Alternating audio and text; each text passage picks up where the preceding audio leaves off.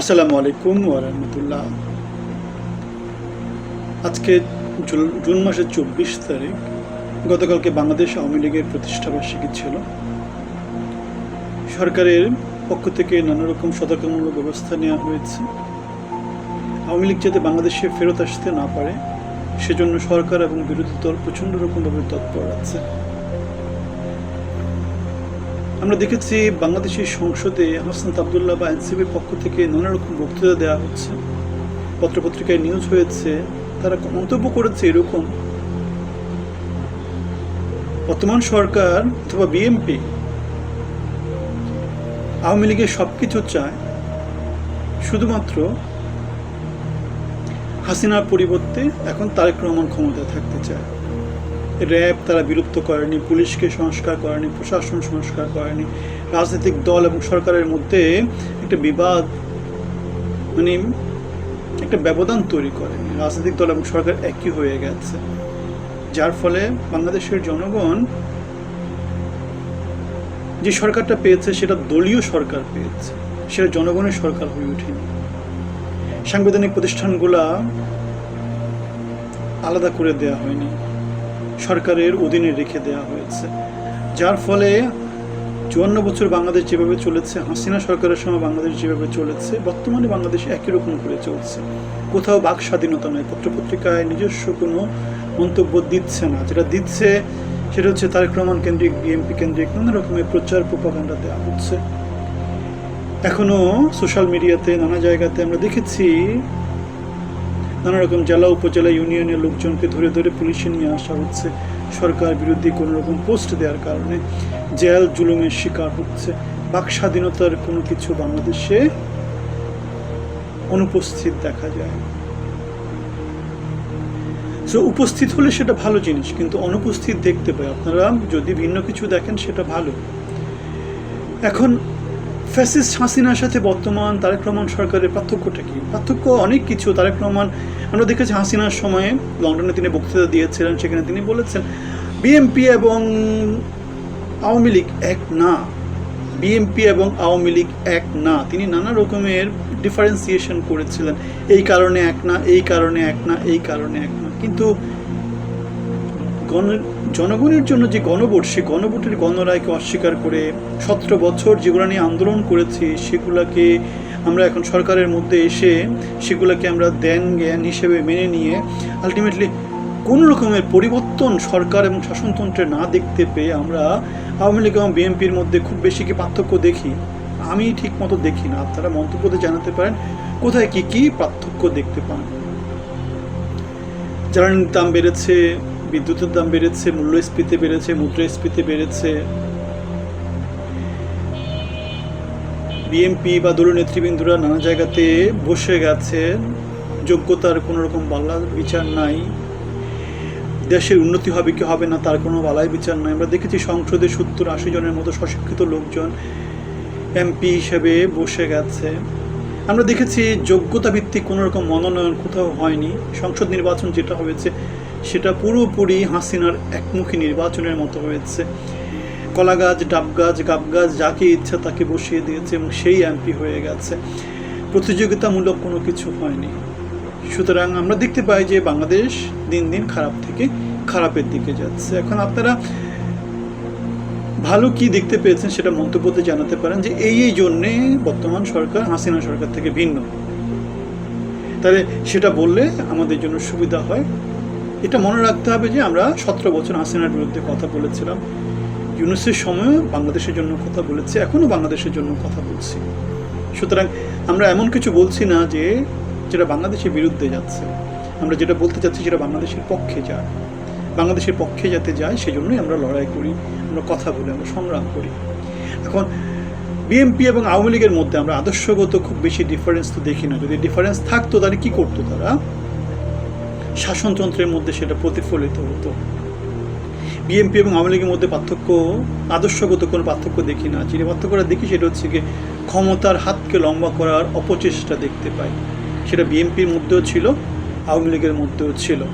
এখন এই অবস্থায় আমরা যদি প্রশ্ন করি, তাহলে আদর্শগত ডিফারেন্স যদি না থাকে, শাসনতন্ত্রের মধ্যে সেটা যদি প্রতিফলিত না হয়, কলা গাছ, ডাব গাছ, গাব গাছ, যোগ্যতা ভিত্তিক কোনো কিছু যদি না থাকে, তাহলে আমরা 17 বছর গণতন্ত্রের জন্য সংগ্রাম করেছি, আমরা 24-এ ছাত্র আন্দোলন করেছে, বিপ্লব করেছে, কিন্তু ফলটা কি হয়েছে? কোথাও কি সংস্কার দেখা যায়? আমরা দেখতে পাই সংস্কারের সৎকার হয়েছে, কোনো রকম সংস্কার প্রস্তাবনা সরকার অ্যাপ্রুভ করছে না। জুলাই সনদকে কবর দেওয়া হয়েছে। জুলাইতে যে হাজার হাজার ছেলেপেলে নিহত হয়েছে, তাদের রক্তের সাথে বেইমানিটা কে করছে? বাংলাদেশের জনগণ করছে নাকি বিএনপি সরকার করছে? তাহলে এত এত আন্দোলন, এত এত রক্তপাত, এত এত 17 বছরের যে ত্যাগ, এগুলো কি জন্য হয়েছে? ক্ষমতার জন্য হয়েছে? তারেক রহমানের ক্ষমতার জন্য হয়েছে নাকি বিএনপির কিছু লোকজনের ক্ষমতার জন্য হয়েছে? আমার তো মনে হচ্ছে ক্ষমতালোভী কিছু লোকজনের ক্ষমতার জন্য হয়েছে, যারা এখন ক্ষমতার চেয়ারে বসে গেছে, যারা নানা রকমের বিদেশে নানা জায়গা থেকে এসে এখন উড়ে এসে জুড়ে বসেছে। দেশের মধ্যে ছিল না, আন্দোলন সংগ্রামে ছিল না। সুতরাং বিএনপি এবং আওয়ামী লীগের মধ্যে যে ক্ষমতা লড়াইটা হচ্ছে, সেই ক্ষমতার লড়াইয়ে বাংলাদেশের জনগণ হচ্ছে দাবার গুটি। এখানে আদর্শগত ভিন্নতা নেই, যেটা আছে সেটা হচ্ছে ক্ষমতায় কে কীভাবে যেতে পারে, ক্ষমতাটা কীভাবে কে লম্বা করতে পারে, কত লম্বা করতে পারে। এখন আদর্শগত ভিন্নতা থাকাতে তাহলে এখন দুই দলের মধ্যে ফাইটটা কী হবে? ফাইটটা হচ্ছে উগ্রতা দিয়ে এবং সাংগঠনিক শক্তি দিয়ে। বাংলাদেশ আওয়ামী লীগ বাংলাদেশ সরকারের, সেনাবাহিনীর, পুলিশের, র্যাবের, আনসারের, প্রশাসনের, এদের শক্তি ইউজ করে 17 বছর বাংলাদেশে শাসনতন্ত্র প্রতিষ্ঠা করেছিল। এখন বিএনপি ক্ষমতায় গিয়েছে, তারা ইউনূসের শাসন সহ ধরলে মোটামুটি 2 বছরের মতো আছে। তারা ক্ষমতায় তাদের যেই শক্তি, সেই শক্তিটা তারা করায়ত্ত করার চেষ্টা করছে এবং অনেক ক্ষেত্রে তারা সফল হয়েছে। বিশ্ববিদ্যালয়গুলো নানা জায়গাতে তারা একচ্ছত্র আধিপত্য বিস্তার করাতে সামর্থ্য হয়েছে। এখন আমরা 17 বছরের বা 20 বছরের ইতিহাস বাদ দিলে এর আগের ইতিহাসগুলো যদি দেখি, যখন দুই দল সমানে সমানে লড়াই করেছে, তখন আমরা দেখেছি যে উগ্রতার দিক থেকে এবং সাংগঠনিক দিক থেকে বাংলাদেশ আওয়ামী লীগ অনেক অনেক বেশি আগানো ছিল। এখন বিএনপি জনগণের কাছে জনপ্রিয়, কিন্তু তারা সাংগঠনিক শক্তি দিতে আগানো না। তাদের নেতাকর্মীরা দক্ষ না সাংগঠনিকভাবে, এবং তার জন্য তারা বারবার সাফার করেছে। সাংগঠনিক দিক থেকে জামাত, শিবির বিএনপি থেকে অনেক অনেক গুণ বেশি আগানো, বাংলাদেশ আওয়ামী লীগ অনেক অনেক গুণ বেশি আগানো। সুতরাং বিএনপি যদি একা একা লড়াই করতে যায়, তাহলে জামাত এবং শিবির এবং আওয়ামী লীগ মিলে যদি সংগ্রাম করে, বিএনপি কিন্তু টিকতে পারবে না। এখন বিএনপির সাথে যদি জামাত শিবির এক হয়, আওয়ামী লীগকে হয়তো বা কিছুদিন ঠেকিয়ে রাখা যেতে পারে। উগ্রতা, সাংগঠনিক শক্তি, জ্বালাও পোড়াও, অথবা বাংলাদেশের চারদিকে যে ভারত কেন্দ্রিক যে বলয়, এবং যে বলয়টা বাংলাদেশের বর্তমান যে সরকার আছে তাদের পক্ষে না। পার্বত্য চট্টগ্রাম শান্তিরক্ষী বা শান্তি বাহিনী, এগুলো সব কিছু মিলায় আমরা যেটা দেখতে পাই সেটা হচ্ছে গিয়ে আদর্শগত দিক থেকে বিএনপি এবং আওয়ামী লীগের মধ্যে যদি ভিন্নতা না থাকে, তারেক রহমান যদি শাসনতন্ত্রে ভিন্নতা নিয়ে না আসতে পারেন, তিনি যদি যোগ্যতা ভিত্তিক শাসনতন্ত্র প্রতিষ্ঠা করতে না পারেন, জনগণের মধ্যে যদি তার গ্রহণযোগ্যতা তিনি বাড়াতে না পারেন, তিনি যদি শুধুমাত্র ক্ষমতা থাকার জন্যে যা যা কিছু করা দরকার সেগুলো যদি তিনি করেন, তাহলে আলটিমেটলি বিএনপির সাথে বাংলাদেশ আওয়ামী লীগের কোনো রকম ডিফারেন্স জনগণ দেখতে পাবে না। এবং যার ফলে যেটা হবে, জনগণের কাছে মুদ্রার এপিট ও পিট মনে হবে। সেক্ষেত্রে যেটা নিয়ে বিএনপি এবং আওয়ামী লীগের মধ্যে লড়াই হবে সেটা হচ্ছে উগ্রতা। কে কত বেশি উগ্র হতে পারে, কে কত বেশি সাংগঠনিকভাবে শক্তিশালী হতে পারে, কার টাকা পয়সা কত বেশি আছে, কে জ্বালাও পোড়াও কত বেশি করতে পারবে। সুতরাং বাংলাদেশে যদি ঐক্যমতের সরকার না আসে, সবাইকে নিয়ে চলার যদি সংস্কৃতি চালু না হয়, তাহলে যেটা হবে আমরা দেখতে পাচ্ছি অস্থির বাংলাদেশের ভবিষ্যৎ দেখতে পাচ্ছি। কেন বাংলাদেশে অলরেডি ট্যাক্স বেড়ে গেছে, ব্যাট বেড়ে গেছে, যার পর দ্রব্যমূল্য বেড়েছে, মূল্যস্ফীতি, মুদ্রাস্ফীতি বেড়েছে, দেশের ইকোনমিতে কর্মচাঞ্চল্য কমে গেছে এবং জনগণের মধ্যে দারিদ্রতা বেড়ে যাবে। দারিদ্রতা বেড়ে গেলে জনগণের মধ্যে এমনিতে একটা অসন্তোষ থাকবে। বিএনপি সরকার সাংগঠনিক বা অবকাঠামোগত যে কাজগুলো বাংলাদেশে, সেই কাজগুলো তো তারা করতে পারেনি। আওয়ামী লীগ 17 বছর ছিল, তারা অনেক অনেক অনেক অবকাঠামোগত কাজ করেছে, সেগুলো জনগণের কাছে জাজল্যমান। এবং 17 বছরের যে স্থিতিশীলতা বাংলাদেশ আওয়ামী লীগ বাংলাদেশকে দিয়েছে, বিএনপি সেটা দিতে পারবে কি না, এগুলো সব দিক মিলায় আমাদের যেটা প্রেডিকশান সেটা হচ্ছে যুদ্ধের ময়দান কিন্তু অলরেডি চূড়ান্ত হয়ে গেছে। বাংলাদেশ আওয়ামী লীগ এবং বাংলাদেশ জাতীয়তাবাদী দলের মধ্যে যুদ্ধ হবে। যুদ্ধ হচ্ছে। বাংলাদেশ জাতীয়তাবাদী দল 17 বছর যেমন বাংলাদেশ আওয়ামী লীগ বিএনপিকে ঠেকিয়ে রেখেছিল, এখন বাংলাদেশ জাতীয়তাবাদী দল সেরকম চেষ্টা করছে আওয়ামী লীগকে ঠেকিয়ে রাখার জন্য, নানা রকমের কর্মকৌশল নির্ধারণ করছে। এখন তারা সফল হবে কিনা যুদ্ধের ময়দানে, সেটা হচ্ছে ব্যাপার। এখন তারা কতদিন ঠেকিয়ে রাখতে পারবে? বাংলাদেশ আওয়ামী লীগের যে সাংগঠনিক শক্তি, তাদের যে উগ্রতা, তাদেরকে আমরা বিরোধী দলে যেভাবে দেখেছি, ব্রিটিশ আমল থেকে তাদের যে অভিজ্ঞতার ঝুলি, সেই অভিজ্ঞতার ঝুলির সাথে বাংলাদেশ জাতীয়তাবাদী দলের আসলে কোনো রকম তুলনা হয় না, কোনো রকমের তুলনা হয় না। বাংলাদেশের সবচেয়ে পুরনো দল হচ্ছে বাংলাদেশ আওয়ামী লীগ। সুতরাং বাংলাদেশকে এগিয়ে যেতে হলে বাংলাদেশ আওয়ামী লীগকে বাংলাদেশের রাজনীতির মধ্যে ইনক্লুড করেই আগাতে হবে। যদি না আগায় তাহলে খুব স্বাভাবিকভাবে এখানে দ্বন্দ্ব হবে, বৈষম্য থেকে বেরিয়ে আসার জন্য অনেকজন সংগ্রাম করবে, জ্বালাও পোড়াও হবে। নিষিদ্ধ ঘোষিত অনেক কিছু বাংলাদেশ আওয়ামী লীগও চেষ্টা করেছিল, এখন বাংলাদেশ জাতীয়তাবাদী দলও চেষ্টা করছে। সুতরাং বিনিয়োগের অবস্থা ভালো না, কর্মসংস্থানের অবস্থা ভালো না, রাজনীতির অবস্থা ভালো না। বাংলাদেশ উন্নত দেশের দিকে যাচ্ছে, কিন্তু ব্যাকবোন বলতে কিছু নয়, মেরুদণ্ড বলতে কিছু নয়। সুতরাং আলটিমেটলি কী দাঁড়াবে? আলটিমেটলি যেটা দাঁড়াবে সেটা হচ্ছে বাংলাদেশ খুবই দুর্বল ভিত্তির উপর টিকে আছে, এবং এই দুর্বল ভিত্তিতে যদি রাজনৈতিক দলগুলা, রাজনীতি যারা ক্ষমতায় আছে, তারা যদি দূরদর্শী কোনো ভূমিকা পালন না করতে পারে, তাহলে যেটা হবে সেটাই হবে।